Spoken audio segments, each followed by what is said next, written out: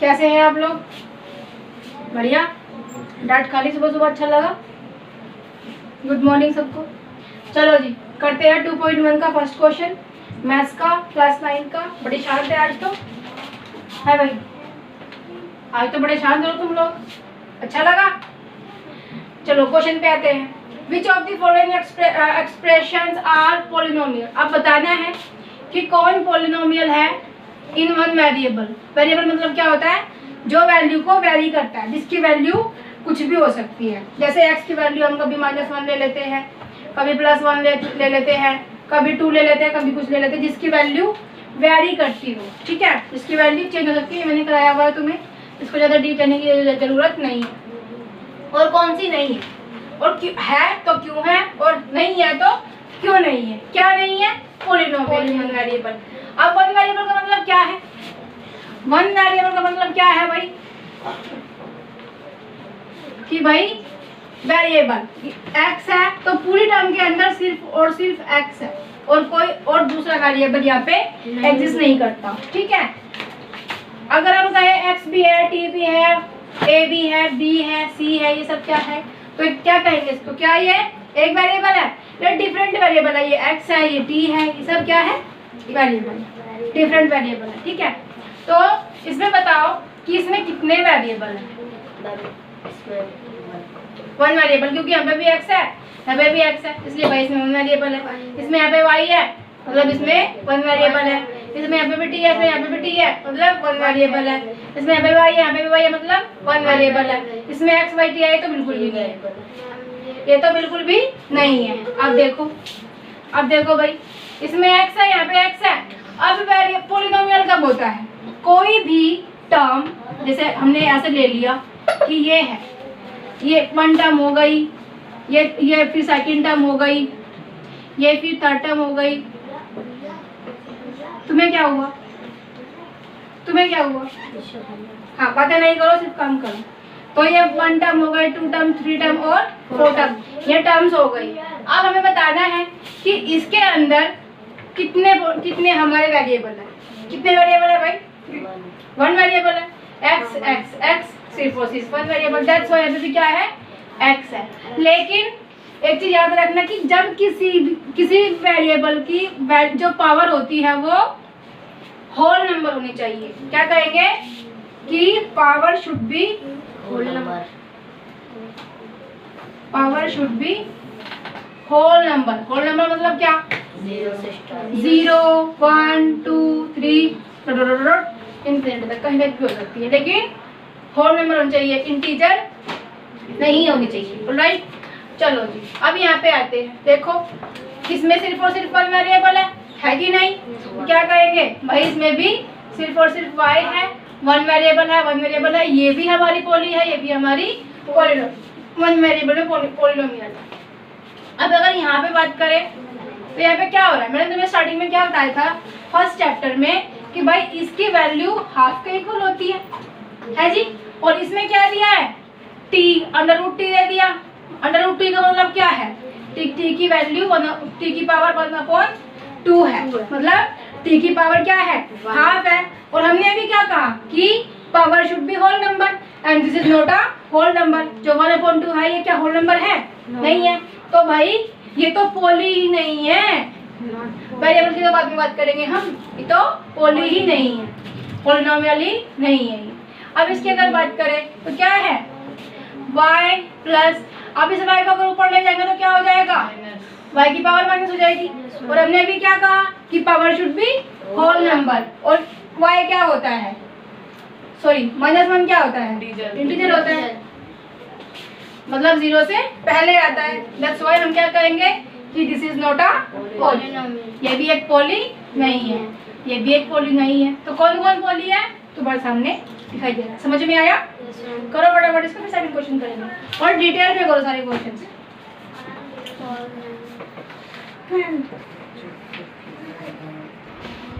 चार ही ऑप्शन है इसके अंदर, एक बार चेक करो। Next question is second question. इसमें हमें क्या करना है भाई? कोएफिशिएंट बताना है। क्वेश्चन हो गया करो, कोएफिशिएंट बताना है। कोएफिशिएंट क्या? देखो भाई, जैसे ये x है, इसका मतलब क्या कि ये 1x है, अब 1x का मतलब क्या है कि 1 से अगर हम x की मल्टीप्लाई कर रहे हैं तो क्या आ जाएगा हमारा x ही रहेगा।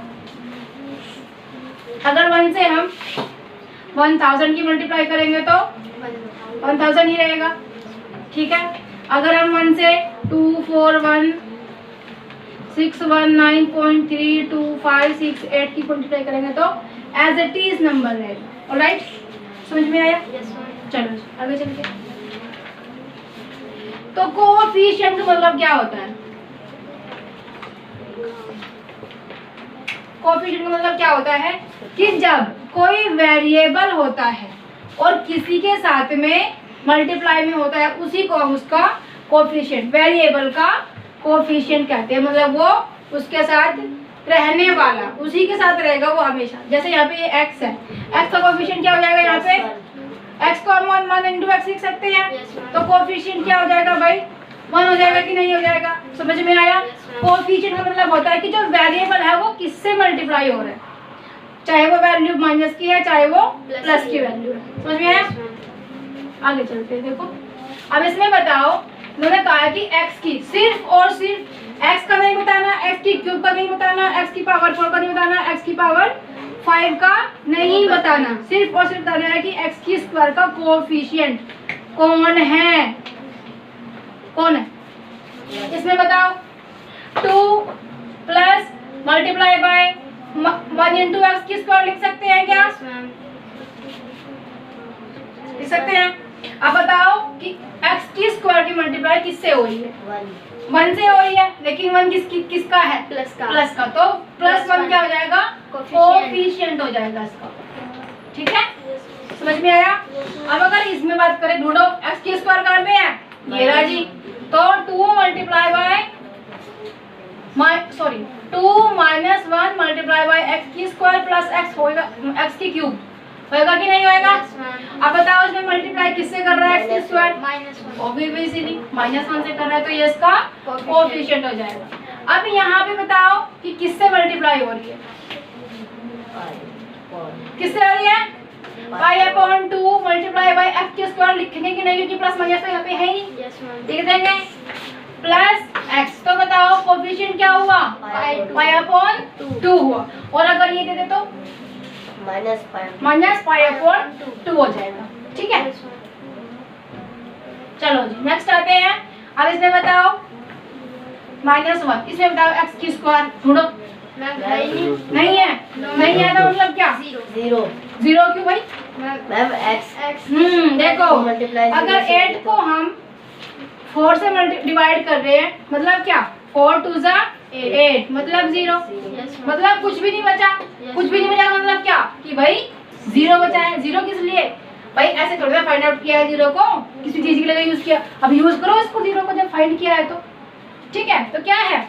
0 आएगा। अब नहीं है मैम, कोई भी नहीं है। कोई भी नहीं है का मतलब क्या होता है? कोई भी नहीं है मतलब 0 तो होगा, क्योंकि 0 तो 0 है, 0 की तो कोई वैल्यू ही नहीं है। ऑलराइट, तो आगे आते देखो, अगर इसको 2x - 1 प्लस या माइनस लिख देंगे और 0 के साथ में अगर मल्टीप्लाई कर रहे हैं x की स्क्वायर को, तो लास्ट में क्या हो जाएगा? √2x - 1 प्लस 0 और 2x - 1 ही रहेगा। तो इसको लिखो या मत लिखो, लेकिन हमें क्या मिल रहा है? इससे कोएफिशिएंट मिल रहा है ना। That's why this will be answer. समझ में आया? चलो करो। 16 क्या आएगा? थर्ड क्वेश्चन है हमारा। थर्ड क्वेश्चन में कहा गया है कि जी 1 एग्जाम्पल दो इसका जिसकी जो बाइनोमियल हो और जिसकी डिग्री 35 हो, और 1 एग्जाम्पल देना जो मोनोमियल हो और उसकी डिग्री 100 हो। अब बाइनोमियल क्या होता है भाई? बाइनोमियल क्या होता है? जिसके अंदर क्या होता है? 2 टर्म्स होती है। ठीक है, जिसके अंदर 2 टर्म्स होती है उसको बाइनोमियल। 2 टर्म्स मतलब क्या? ये क्या हो जाएगा? 1 टर्म हो गई, और ये क्या हो जाएगा? 2 टर्म हो गई। ठीक है, चलो तो कुछ भी लिख सकते हैं हम लिख लेंगे 1 प्लस 3y ही ले लेते हैं और y की पावर 35। अब देखो भाई डिग्री का मतलब क्या होता है?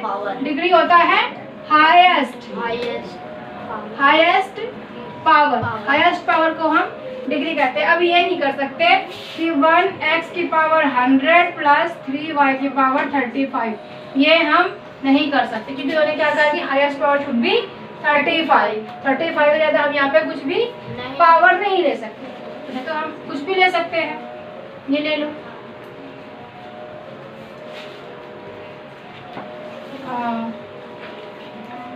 ये ले लो, ठीक है, लेकिन पावर नहीं ले सकते इसके अलावा और बड़ी, क्योंकि फिर वो हाईएस्ट डिग्री हो जाएगी। दैट्स व्हाई हम इसके बहुत सारे एग्जांपल्स देख सकते हैं। समझ में आया? इसका कोई एक पर्टिकुलर नहीं है, हम वेरिएबल चेंज कर सकते हैं। A B C D E F G H I J K L M N O P R S T U S Y Z, किसी को भी ले सकते हैं, ठीक है। चलो नेक्स्ट आते हैं हमारा ये 100 वाला। तो क्या इसमें, तो इसमें क्या बोला है? मोनोमियल बोला। मोनोमियल का मतलब क्या होता है भाई? मोनोमियल मतलब वन टर्म, सिर्फ वन टर्म होनी चाहिए उसके अंदर। जैसे ये ले लिया इसकी पावर 100, ठीक है, खाली ये ले लिया इसकी पावर इतनी, खाली z ले लिया उसकी पावर इतनी, माइनस z ले लिया उसकी पावर इतनी, तो क्या हो जाएगा? मोनोमियल हो जाएगा और उसकी हाईएस्ट डिग्री 100 हो जाएगी। समझ में आया? ट्राइनोमियल क्या होता है, बाइनोमियल क्या होता है, मोनोमियल क्या होता है, पॉलिनोमियल क्या होता है, तुम्हें पता होना चाहिए। डेफिनेशन याद रखना। करो नेक्स्ट क्वेश्चन है हमारा question number 4। Question says that right the degree of each of the following polynomials. हमें पता है कि डिग्री क्या होती है? हाईएस्ट पावर होती है। डिग्री क्या होती है भाई? हाईएस्ट पावर होती है। अब बताओ इसमें हाईएस्ट पावर क्या है? मैम 5x की क्या है? हाईएस्ट पावर क्या है? 3। यहाँ पे 1 है, यहाँ पे 2 है, यहाँ पे 3 है, तो हाईएस्ट पावर क्या हो जाएगी? 3। ऑलराइट, इसमें देखते हैं क्या है? 2 हो जाएगी क्योंकि और कोई इसमें वेरिएबल है ही नहीं। इसमें देखो 1 हो जाएगी क्योंकि इसके अंदर भी सिर्फ और सिर्फ t है, और इसके अंदर क्योंकि इसमें वेरिएबल ही नहीं है, वेरिएबल है ही नहीं, और नहीं है तो क्या है? 0। अगर नहीं है तो 0। 100 रुपए लेके गए, 100 रुपए का सामान खरीद लिया, क्या बचा? कुछ भी नहीं बचा, मतलब 0। भाई कितने पैसे बचे? दे इधर, है ही नहीं मतलब 0। समझ में आया? Classify the following as linear, quadratic और क्यूबिक। लीनियर का मतलब होता है जिसके अंदर वेरिएबल की 1 पावर होती है, जिसके अंदर वेरिएबल की 1 पावर होती है। क्वाड्रेटिक जिसके अंदर 2 पावर होती है, और क्यूबिक से नाम सीधा चल रहा है क्यूब मतलब पावर 3। समझ में आया? अब बताओ इसमें ये क्या है? क्वाड्रेटिक क्यों है? क्योंकि पावर 2 है, हाईएस्ट पावर 2 है, तो क्या है ये? क्वाड्रेटिक है। क्यूबिक किसमें आते हैं? हाईएस्ट पावर क्या है?